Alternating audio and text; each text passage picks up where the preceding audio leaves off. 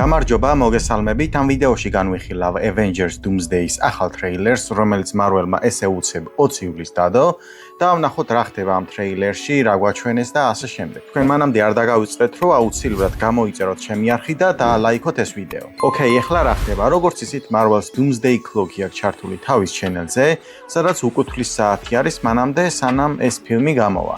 და აი 20 ივლისს, როდესაც ეს ტაიმერი რაღაც დრომდე მივიდა, დაიწყო გამწვანება რა და როდესაც გამწვანდა, მე ფანები ელოდებოდნენ რომ რაღაცა მოხდებოდა და თურმე როცა ეს გამწვანდა, ამ დროსთან თურმე რაღაც მუსიკა ჩართულა, მე ვერ მოუსწარი ამ ყველაფერს, მაგრამ გადახვალოს უყურე მე. როდესაც ეს ნოლზე ჩამოვიდა, დაიწყო ტრეილერი ეგრევე. ნუ რა თქმა უნდა ეს ტრეილერი ცალკეც დადეს, მაგრამ სტრიმზეც გაუშვეს თვითონ და ლუპზე ქონათ გაშვებული კაი ხანი მე.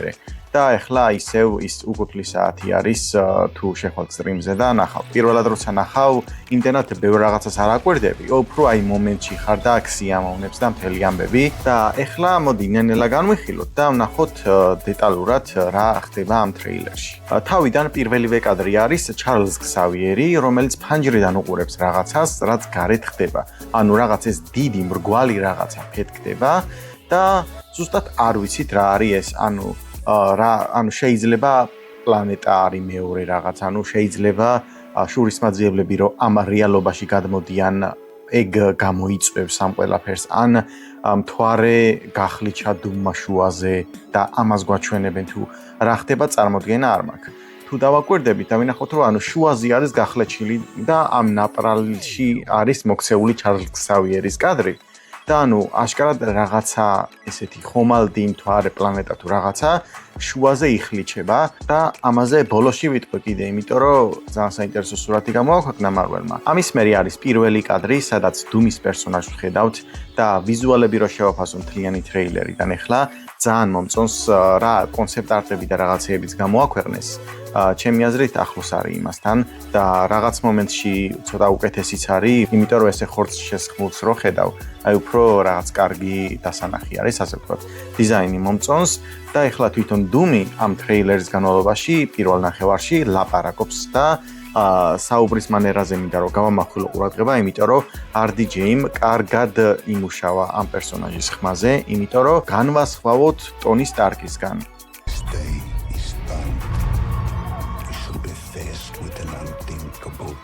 იმიტომ რომ როცა სხვა პერსონაჟებს დუმთან დიალოგი ექნებათ, არ იქნება ის რომ რაღაც ტონის ხმას მიამსგავსებენ ან რაღაც, ანუ საკმაოდ განსხვავებული არის საუბრის მანერით, თავისი ხმის ტემბრით და აქცენტით და ყველაფრით და კარგი არის რომ მაყურებელსაც არ ექნება იმის განცდა, რომ ტონი სტარკი ლაპარაკობს და უბრალოდ დუმის კოსტიუმი აცვია. თვითონ ამ პირველივე კადრს რო შევხედოთ, სადაც დუმი ჩანს, აშკარად გავს Infinity War-ის ბოლოს ტონი სტარკის კადრს, იმიტომ რომ როდესაც პიტერი გაქრება, ტონი სტარკი ესე თავ ჩაღუნული არის, ასე ვთქვათ, და უკნიდან მზის სხივები შემოდის და აქაც როდესაც ვიქტორი თავს აწევს ზემოთ, ასე ვთქვათ, მზის სხივები შემოდის და ძალიან გავს ეს ორი კადრი ერთმანეთს. აშკარა პარალელს ავლებენ ამ ორ პერსონაჟს შორის. კარგი არის ეს, რომ უბრალოდ იმდენად გამოცალკევებული არ არის, რომ რაღაც კავშირი არ არის რკინის კაცს და ამ დუმის პერსონაჟს შორის. წინა ტრეილერის განხილვებში სურათი მქონდა მოყვანილი მაგალითად, სადაც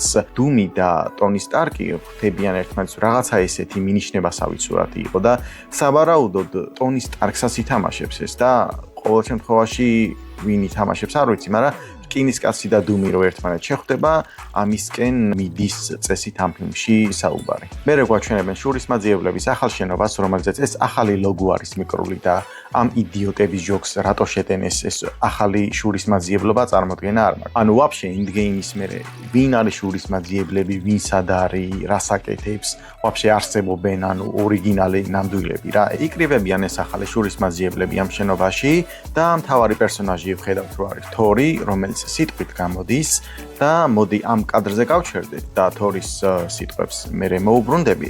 ამ კადრში შესაძლოა ვიღაცეები ამოჭრილები არიან. აი მაგალითად მარცხენა მხარეს რო დავაკვირდეთ, ჩრდილი არის, რომელიც ადამიანის ფორმისაა და პერსონაჟი არ დგას არავინ. ალბათ ცენტრი ამოჭრეს, მაგრამ ანუ ისედაც ვიცით რომ მეხთამტეხლებთან ერთად არის და რატო ამოჭრეს არ ვიცი, ანუ ეგეთი რა საიდუმლო იყო, მაგრამ ამოჭრეს როგორც ჩანს. სხვათა შორის ამოჭრეს თუ არა არ ვიცი, ან ეგ არის თუ არა ეგეც არ ვიცი, მაგრამ სავარაუდოდ ეგ ამოჭრეს.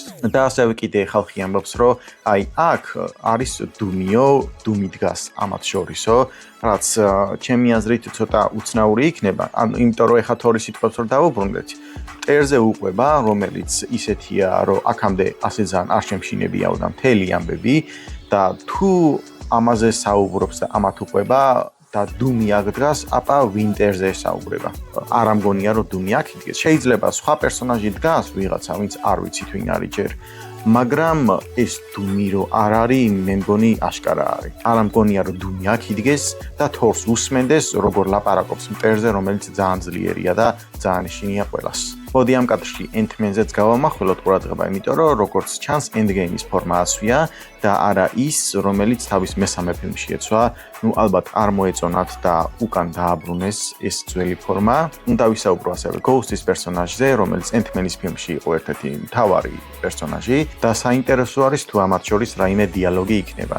იმიტომ რომ როგორც Ant-Man-ის მეორე ფილმის post-credit სცენაში ვნახეთ, ყველა გაქრა და სკოტი კვანტურ სამყაროში რო ჩარჩა, ის სპეციალური ნაწილაკები ვეღარ ამაუტანა და საერთოდ Ghost-ი როგორ არის ცოცხალი წარმოდგენა არ მაქვს, იმიტომ რომ როგორც ვიცით, ეს ნაწილაკები ჭირდებოდა და ამის გარეშე როგორ გადარჩა არ ვიცი. როგორ მოახერხა საინტერესოა ნეტა ორი სიტყვით თუ შეეხებიან ან ახსნიან ამას, რაც არ აგვიხსნეს მესამე ფილმში საერთოდ. სხვათა შორის აქ Endgame-ი რო ვახსენეთ, დაუბრუნდეთ ამ თემას და როგორც ვიცით, Endgame-ი თავიდან უნდა გამოვიდეს კინოთეატრებში 25 სექტემბერს და როგორც ვიცით, ექნება ახალი ინტრო, ასევე ახალი post-credit სცენა ექნება და ზოგადად ვიცით, რომ ფილმი 7 წუთით უფრო გრძელი იქნება.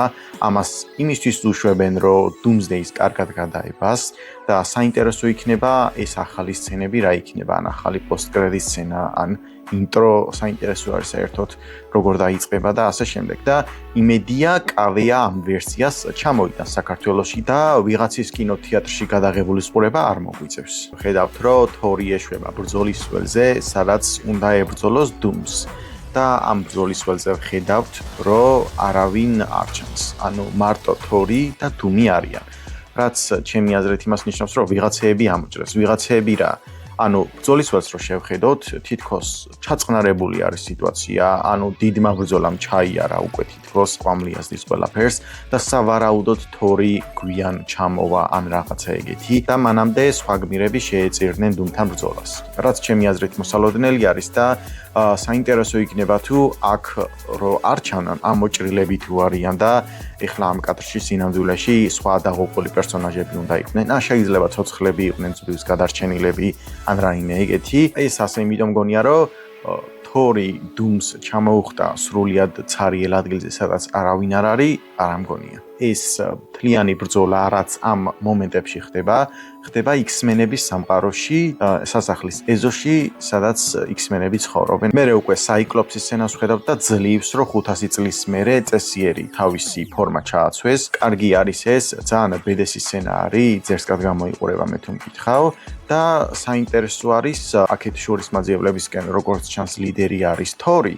და სხვათა შორის იმედია რიდ რიჩარდსაც ექნება რაიმე ლიდერის როლი, იმიტომ რომ მაინც სხვა გუნდის წარმომადგენელი და მთელი ამბები, მაგრამ აქეთ X-Men-ების სამყაროში სავარაუდოდ სკოტ სამერსი იქნება ამათი ლიდერი. აქვე გადადის სცენა გამბიტის და შანგ-ჩის ბრძოლაზე, როგორც ჩანს ზოგადად შურისმაძიებლები და X-Men-ები ებრძოლებიან ერთმანეთს, როდესაც შურისმაძიებლები ამ სამყაროში გადმოვლენ ან რაღაცა ეგეთი. და გამბიტის და შანგ-ჩის ბრძოლის დროს ვხედავთ, რომ რაიმე ახალი ფორმები არ აცვიათ არც ერთს, არც მეორეს და სხვათა შორის შანგ-ჩიზე მინდა ვთქვა, რომ როგორ შემოიყვანებენ საინტერესოა, იმიტომ რომ კი ვონგს ჩაუძმა კაცთა თავისი ფილმის post-credit სცენაში, მაგრამ როგორ გაიცნობს ხვებს, ერთ გუნდად როგორ შეიკრებიან და ასე შემდეგ, საინტერესო არის და იმედია დროს დაუთმობენ ამას და უბრალოდ შუა ბრძოლაში არ ჩააგდებენ ამ პერსონაჟს ყველანაირი ახსნის გარეშე. შემდეგ კადრში უკვე ვხედავთ ლოკის პერსონაჟს, რომელსაც არ მოველოდი, იმიტომ რომ უფრო გასაიდუმლოებული მეგონა იქნებოდა თუ რა როლი ექნებოდა ამ პერსონაჟს და არც ერთ კადრს არ გვაჩვენებდნენ, იმდენად რაღაც მნიშვნელოვანი სცენები ექნებოდა, მაგრამ აქ ვხედავთ, რომ ვიღაცის სახლში დგას ფანჯარასთან და ეხლა რაც უყურებს თან სადაც თვითონ არის გამოსახული და რამდენად ეს კადრები ერთად ხდება, არ ვიცი, ანუ შეიძლება ის ბარათის სცენა სხვაგან არის, ლოკი სადაც ეხლა არის, სხვაგან არის. რაც შეეხება თვითონ ამ კადრს, შესაძლოა სტივის სახლშია და უყურებს ან აკვირდება დუმი თუ გამოჩნდება, იმიტომ რომ ამბობენ რომ დუმი სტივს ეძებს, სტივთან აქვს დაპირისპირება და ასე შემდეგ. და სავარაუდოდ ლოკი აკონტროლებს ამას ან რაღაცა ეგეთი, არ ვიცი. ამ აქ საერთოდ სად არის წარმოქმნა მე სავარაუდოდ მგონია რომ სტივის სახლშია, იმიტომ რომ აი სხვაგან სად უნდა იყოს ალბა ესეც სახლში. და ბარათშიც რო ვთქვა, სხვათა შორის უკანა მხარეს გამოსახული არის იგდრასილის ხე და წინა მხარეს თვითონ არის გამოსახული და რა ბარათი არის არ ვიცით, ანუ შესაძლოა პირველად რომ მივიდა TVA-ში რაღაც სურათები გადაიღო და რაღაცეები, ანუ TVA-ის პირადობის პონტი რაღაცა უკავია ხელში, რომ იხსენებს როგორ მოხდა TVA-ში და ასე შემდეგ ეგეთი რაღაცეები. თუ რაღაც key-card-ი არითაც TVA-ში მარტო თვითონ შეუძლია რაღაცის ძალიან მნიშვნელოვნის გაღება თუ რა არის საინტერესოა. გადავიდეთ შემდეგ კადრზე, სადაც გვაჩვენებენ შური როგორ მიდის და უნდა შეხვდეს ახალ შურის მაძიებლებს და ფანტასტიკური 4-ეულის ნახევარს და ეს ხდება ნეიმორთან და ვხედავთ რომ ზღვა იქით-აქეთ არის გაწეული. რა მოხდა ნეტა საინტერესოა, იმიტომ რომ დავიჯერო ნეიმორთან ესე თათბირი, როცა დაჭირდებათ ნეიმორის ზღვას იქით-აქეთ გაწევს რო ილაპარაკონ თუ რამე დიდი აფეთქება მოხდა თუ ვაფშე რა ხდება ამ სცენაში, ანუ ესეთი ფონი რატო არის. და რო დავაკვირდეთ სხვათა შორის მინი-ტიზერი, როდესაც გვაჩვენეს ამის შეცვლილი არის, ანუ წინაზე ამოჭრილი იყო ფონი, სხვა ფონი იყო ჩასმული საერთოდ და ეხლა ამ ზღვას გვაჩვენებენ და აქაც კიდე შეიძლება რამე ამოჭრეს. და კიდე ამოჭრებზე გამახსენდა რომ აი Sea Storm-ის სცენას რო შევხედოთ აქ, შესაძლოა ვიღაცა ამოჭრეს. იმიტომ რომ რაღაც ისეთი კადრია რომ თავისუფლად შეიძლება რომ ვიღაცა იდგეს Sea Storm-ის გვერდზე ან რამდენიმე პერსონაჟი საერთოდ. X-Men-ების კადრზე ბრუნდებით ისევ და ვხედავთ იელენას და მისტიკის დაპირისპირებას. და სხვათა შორის აქ ზოგიერთმა ფანმა გამოაქვეყნა პოსტი, რომ მისტიკის დიზაინი არ მოწონთ, ძველი ჯობია და რაღაცეები, გეხვეწები რა, აი ძველიც მახინჯია, ახალიც მახინჯი არის და ახალი უბრალოდ ცოტა კომიქსებს გავს, აი არაფერი ისეთი არ არის, რადგან შეიძლება პოსტები გამოდო და განიხილო 3 საათი რა. და ამ კადრთან ერთად ვხედავთ ჰერბის პერსონაჟს უკან თუ დავაკვირდებით და ამაზეც გამოდო ხალხმა პოსტები, რომ შეცვალესო რა თქმა უნდა და ზოგს არ მოეწონა, მაგრამ როგორც ფანტასტიკური 4-ეულის პოსტ-კრედიტ სცენაში გვაჩვენეს 4 წელი გადის, ანუ იმ მოვლენებიდან რაც ფილმში ვითარდებოდა. და 4 წლის მერე რა თქმა უნდა განახლებული დიზაინი ექნებოდა ჰერბის. ჩემი აზრით ამაზეც არ ღირს ისე ჩაჭერა, იმიტომ რომ ოკეი, ანუ იმდენად საიდი პერსონაჟი არის, რომ ამის დიზაინზე რო ვისაუბროთ, თან არაფერი ისეთი ცვლილება არ არის. ანუ ესეთი მინიმალურ არაფერზე წუწუნი აღარ გამიგია რა. შემდეგ სცენაში უკვე Ant-Man-ს ვუბრუნდებით და თავის შვილს ემშვიდობება ესეთი სცენა არის. სავარაუდოდ შეიძლება სხვა პერსონაჟებსაც ჰქონდეთ ესეთი სცენები, იმიტომ რომ რაღაც დიდ ომში მიდიან და ესეთი გამომშვიდობების სცენები იყოს შეიძლება. შემდეგ ისევ X-Men-ებს ვუბრუნდებით, ამჯერად Cyclops-ის Optic Blast-ის სცენას გვაჩვენებენ, რომელიც მინი-ტიზერშიც იყოს და უნდა აღვნიშნო, რომ შესაძლოა აქ ვინმე თაკარგა, იმიტომ რომ ესე შეუზღუდავად მუხლებზე დაცემული იყენებს თავის ძალებს და შესაძლოა რომ ეს Jean Grey იყოს, აბა სხვა ვინ იქნება და აქედან გამომდინარე, ანუ ვიღაცები რომ დაიღუპებიან, აშკარა არის. დუმი არ ამგონია, რომ ვიღაცის მოკლის გარეშე გავიდეს ამ ფილმის ბოლოში. და რახან უკვე აი ბრძოლის ველზე თორი ჩამობრინდება, სადაც ეს X-Men-ები ბრძოლობენ, იმიტომ რომ Cyclops-ის უკან ხედავთ Sentinel-ებს და სავარაუდოდ ყველა დაჭიხილ დაგლეჭილი რო არის თორის ჩამოფრენის დროს. უმეტესი პერსონაჟები სამკვდარია და ერთადერთი დარჩა, ვინც შეიძლება რომ დუმს ეჩხუბოს. თქვენ აუცილებლად დამიწერეთ კომენტარებში, ანუ რას ფიქრობთ ამ სცენაში, ვინ არის გარდაცვლილი, ვინ არის მკვდარი, ან ამ სცენაზე თქვენ რას ფიქრობთ საერთოდ, ანუ რამდენი ბევრი პერსონაჟი არის ამოჭრილი და ასე შემდეგ. ეხლა ტრეილერის ბოლოში გავდივართ რა თქმა უნდა და უარყოფითებზეც უნდა ვისაუბრო, იმიტომ რომ CGI მოხდა თვალში. აი ნეიმორის და Sea Storm-ის სცენებს რო შევხედოთ, ჩემი აზრით ეთყობა რომ რაღაცა დაუსრულებელი სცენები არის, ძალიან ესეთი ახლო, ცოტა გაბლარული ფონის კადრები და არ არის ისეთი, რომ აი ძერს კი და კარგად გაკეთებული, ანუ აკლია რაღაცეები რა და არ მომეწონა ეს კადრები. და რაც შეეხება ყველაზე მთავარს, რაც არ მომეწონა, არის თორის და დუმის სცენა.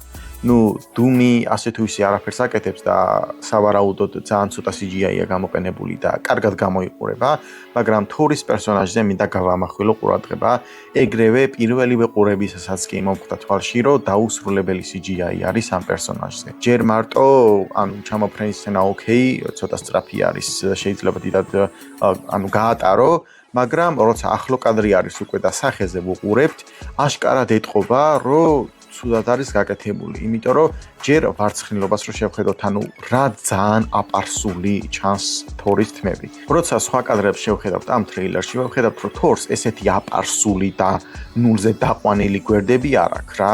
და აქ რატო არის ესე არ ვიცი, დავიჯერო რეშუთების გამო ესეთი სცენა გამოვიდა, ან CGI-ის დროს გრაფიკოსებს დაავიწყდათ, რომ თორის ვარცხნილობა წესიერად გაეკეთებინათ.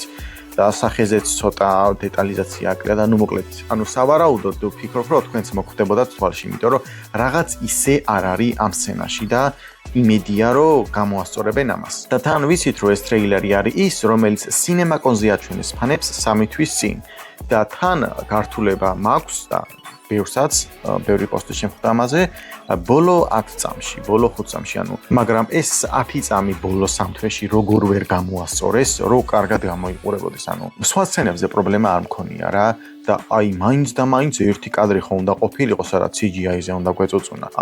შესაძლოა ეხლაც ვთქვათ, რომ მაინც 5 თვე არის დაახლოებით დარჩენილი და მაინც უკეთესი იქნება. რა თქმა უნდა 5 თვის მერე შესაძლოა უკეთესი იყოს, მაგრამ ეს 10 წამი წესივრად რატო არ გააკეთე? მთელ ფილმს ხო არ ვთხოვა რა, რომ ძალიან მაგარი იყოს ეხლავე რა. ეს ყველაფერი რო დავიკიდოთ ეხლა, ჩემი აზრით ძალიან ბედესი სცენა არის, როცა დუმი 2 თითით უბროკავს თორს Stormbreakers და თუ ესეთი ძლიერი არის, საინტერესო არის, რომელი პერსონაჟები დაუპირისპირდებიან, რომ მოუგონ. და საერთოდ თუ მოიგებენ, ეგეც საინტერესო არის. შესაძლოა, ცუდად დამთავრდეს, იმიტომ რომ Secret Wars-ი არის გამოსასვლელი. ოკეი, მოდი გადავიდეთ ბოლო კადრზე, სადაც ვხედავთ, რომ თორი და სტივი ხვდებიან ერთმანეთს. ზოგადად ლოკაციაზე რო ვისაუბროთ, ჯერ ზუსტად არ ვიცი სად არიან, იმიტომ რომ აშკარად რაღაც ხომალდზე არიან, იმიტომ რომ ფანჯარაში უკან მზე ჩანს. მაგრამ ესეც შეიძლება შეცვლილი იყოს და ფანჯარაში შეცვალეს რა ჩანს.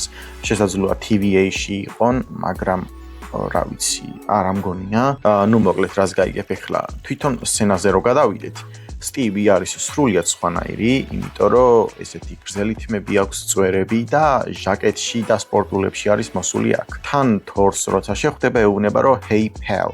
რა hey pal, ვინ ხარ ვაფშე? რომელი სტივი ხარ, რომ თორს ესე ესალმები? თან ისე ესალმება, რომ გეგონება Endgame-ის მერე დროში არ უმოგზაურია, არ დაბერდა და 500 წელი არ გავიდა იმის მერე.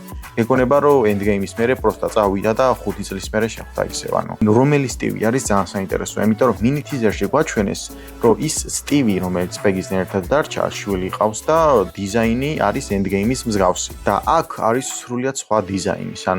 რომელი სტივი არის ძალიან საინტერესო. კი, ვიცით, რომ სხვა რეალობიდან გადმოსული პერსონაჟები შეიძლება ვნახოთ ამ ფილმში, მაგრამ ეს სცენა ისე გააკეთეს, რომ თითქოს ჩვენი 616 დედამიწის სტივი არის, რომელიც ჩვენ თორს იცნობს. თან თორი, როდესაც თავისი ჩაკუჩის დაჭერით გატესტავს, რომ ნამდვილი სტივი არის თუ არა, ღირსეულობაზე შეამოწმებს. თუ ეს სცენა იმისკენ მიყავთ, რომ მართლა ჩვენი სტივი არის, რომელი ჩვენი სტივი არის, რომელი დროიდან არის საერთოდ. და სხვადასხვა ამ ლოკაციას რო დავუბრუნდეთ, თუ ეს ხომალდი არის, რომელზეც თორია და სავარაუდოდ სადღაც მიდიან, არ ვიცი სად და არ ვიცი ვისი ხომალდით, რატო არ იცის თორმა, რომ ამ ხომალდზე სტივიც არის. და თუ სხვის ხომალდზე არიან, შესაძლოა ვაფშე რა ხდება, ლოკაცია სად არის? ძალიან მაინტერესებს. დამიწერეთ კომენტარებში, თქვენ რას ფიქრობთ, სად ხდება ეს მოქმედება საერთოდ.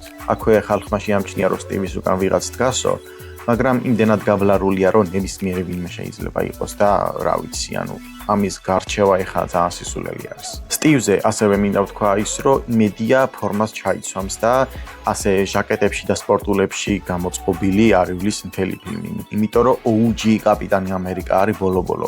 ვაფშე არ მინდა, რომ ეს იყოს ჩვეულებრივ ჟაკეტებში გამოწყობილი სუპერჯარისკაცი და მეტი არაფერი. ოკეი, ტრეილერი სულ ეს იყო, მაგრამ ეხლა გადავიდეთ პოსტერზე, რომელიც RDJ-მ და Marvel-მა გამოაქვეყნეს ამ პოსტერზე ვხედავთ დუმი, რომელიც რაღაც პატარა კიბეზე ადის, ხელში თავისი ნიღაბი უჭირავს და წინ ესეთი დიდი ნახატი არის ჩამოკიდებული. რაც შეეხება თვითონ დუმის პერსონაჟზე რო ვისაუბროთ, ნიღაბი აქვს მოხსნილი და ძალიან მაინტერესებს სხვათა შორის, როდესაც ნიღაბს მოიხსნის, როგორი რეაქცია ექნება სხვა პერსონაჟებს, იმიტომ რომ მარტო ამ სცენად ეღირება მთელი ფილმი, მე თუ მკითხავ და თვითონ ნახატზე რო გადავიდეთ, დაუბრუნდეთ აქ, აი იმ მრგვალ რაღაცას ჩარლზი რო უყურებს, რო ფეთქდება გარეთ.